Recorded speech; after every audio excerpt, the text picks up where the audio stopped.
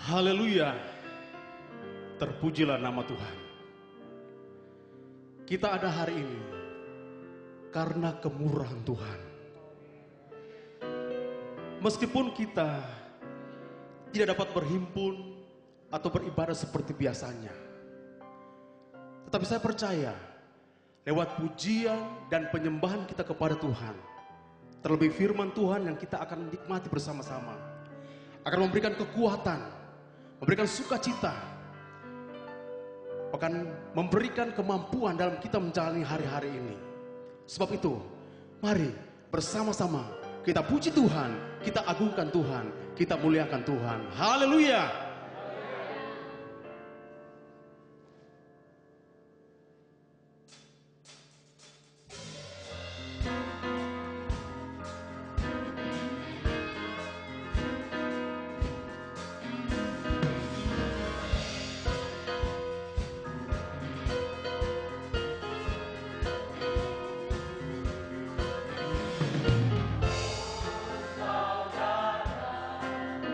Lihat tanda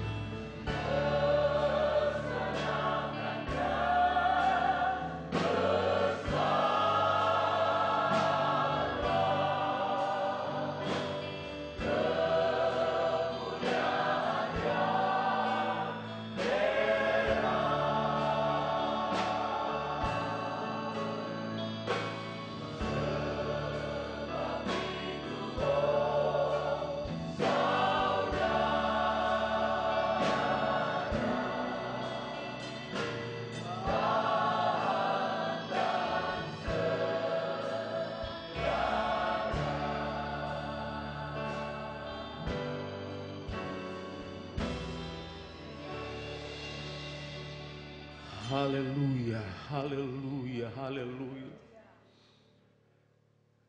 Kami aminkan pujian ini ya Tuhan, bahwa sungguh Engkau tidak lama lagi akan datang dalam dunia ini. Sebab itu Tuhan, kami mempersiapkan hati kami dengan sungguh-sungguh, iman kami, supaya kami tetap bertahan, kami kuat di dalam Tuhan. Dan lewat kebenaran firman Tuhan yang kami akan nikmati bersama-sama, firman Tuhan itu akan meneguhkan iman kami di saat kami lemah. Dengan firman-Mu, iman kami akan menjadikan kami kuat. So Tuhan, urapi hati kami untuk menikmati akan firman Tuhan.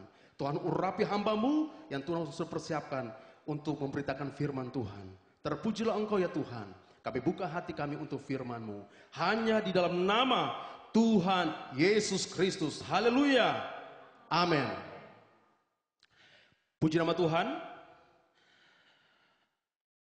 Pelayanan firman Tuhan akan disampaikan oleh Bapak Pendeta Dr. Johnny Weol selaku Ketua Umum Majelis Pusat Gereja Pantekosta di Indonesia. Haleluya, puji Tuhan. Kita sebagai warga negara Republik Indonesia hari-hari ini merasa begitu panik dengan isu penularan virus corona. Pemerintah kita telah mengambil langkah-langkah yang tepat dan cepat, bahkan menghimbau kepada seluruh warga negara Republik Indonesia untuk mengikuti arahan-arahan petunjuk-petunjuk dari pemerintah berkaitan dengan menghentikannya penularan virus corona. Kita adalah warga gereja termasuk di dalamnya yang harus bertanggung jawab untuk membantu pemerintah. Saat ini saya ingin katakan kepada saudara bahwa apa yang terjadi hari-hari ini bukan secara kebetulan.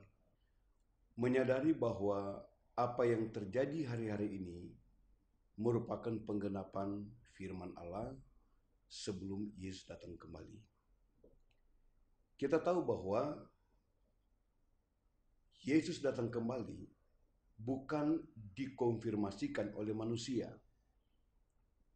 Ketika kita membuka Alkitab dalam Kisah Rasul pasal pertama, pada waktu Yesus terangkat naik ke sorga, ada 500 pasang mata, semuanya orang Galilea, yang menengadah ke langit dan melihat dalam satu peristiwa yang sangat mengagumkan. Yesus terangkat naik ke sorga.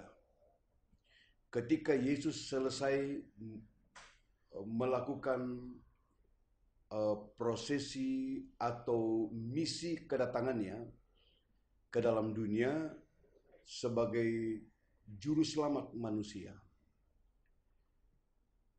Proses penyelamatan manusia dikerjakan oleh Yesus secara sempurna melalui kelahirannya di Bethlehem, kematiannya di Golgota, kebangkitannya dari antara orang mati, dan terangkat naik ke surga. Tetapi kalau kita baca dalam Alkitab, seperti yang tertulis dalam Kisah Rasul pasal pertama, Yesus yang terangkat naik ke surga akan kembali ke dalam dunia ini. Sekalipun Alkitab menulis bahwa dia akan kembali dan datang menjemput orang-orang percaya ketemu dengan Tuhan di awan-awan yang permai. Murid-murid ketika bertanya kepada Yesus, kapan waktunya dia akan datang kembali?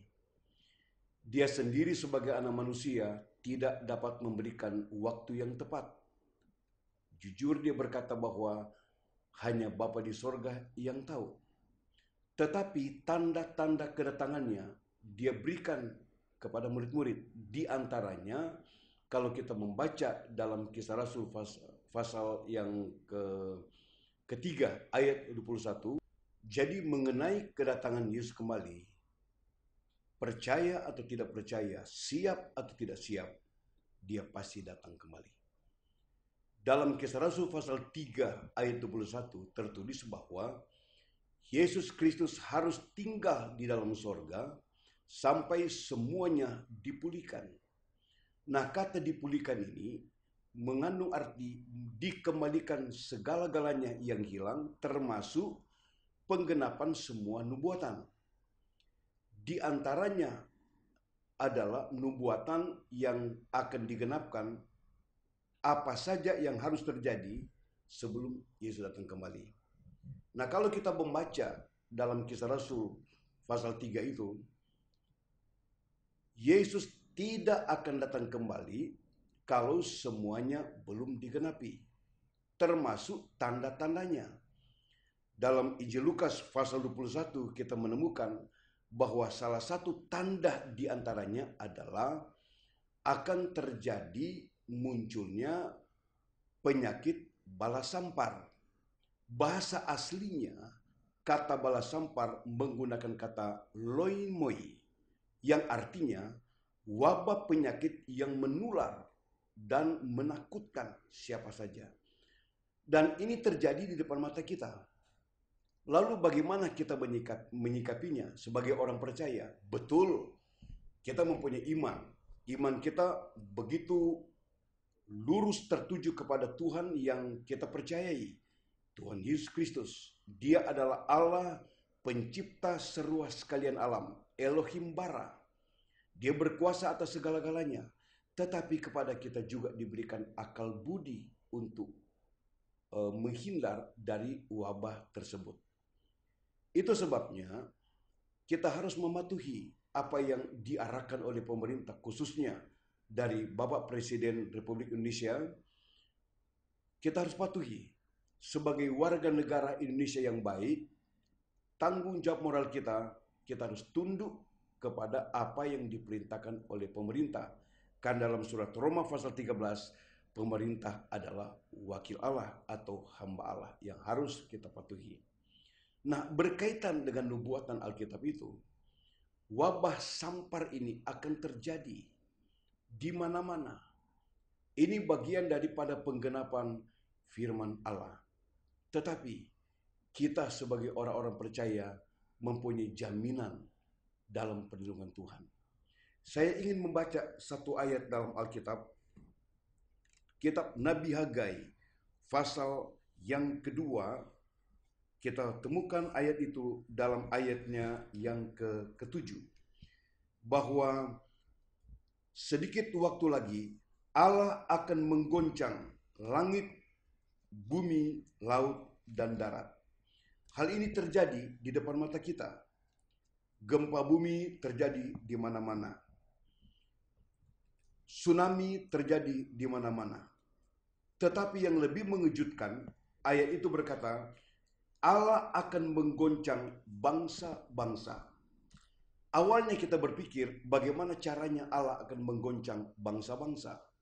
Peperangan terjadi di mana-mana, baik perang lokal maupun perang yang bersifat regional.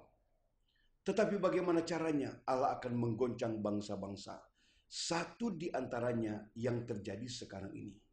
Bukankah lebih dari 100 negara sekarang panik karena hadirnya virus corona? Terjadi kepanikan yang luar biasa. Apakah ini terjadi secara kebetulan? Tidak.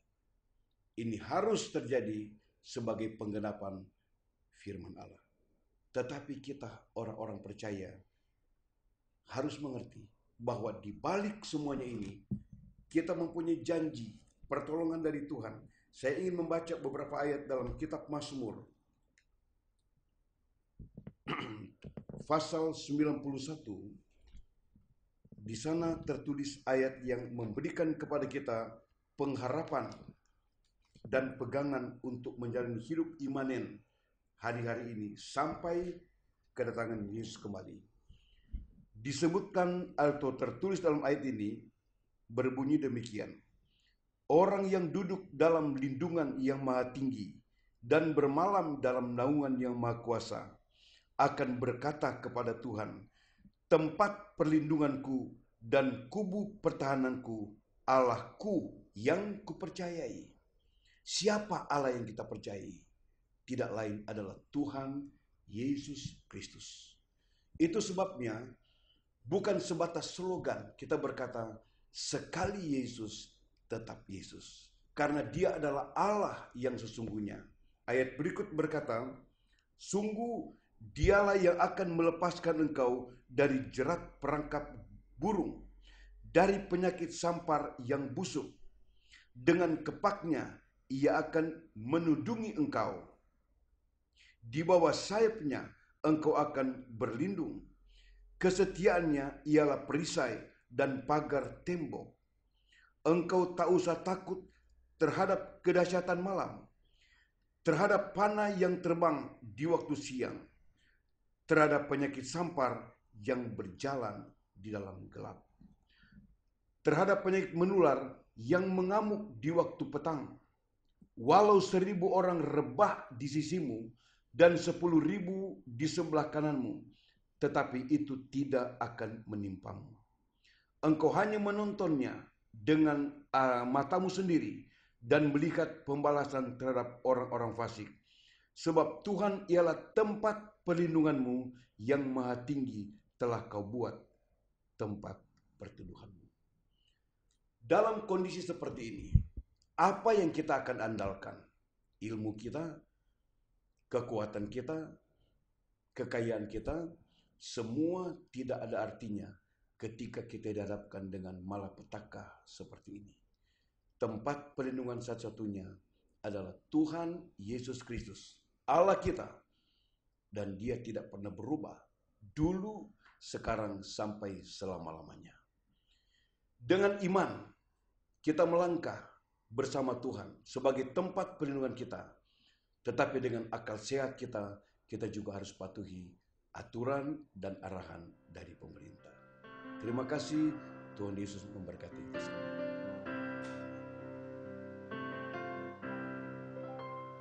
Amen.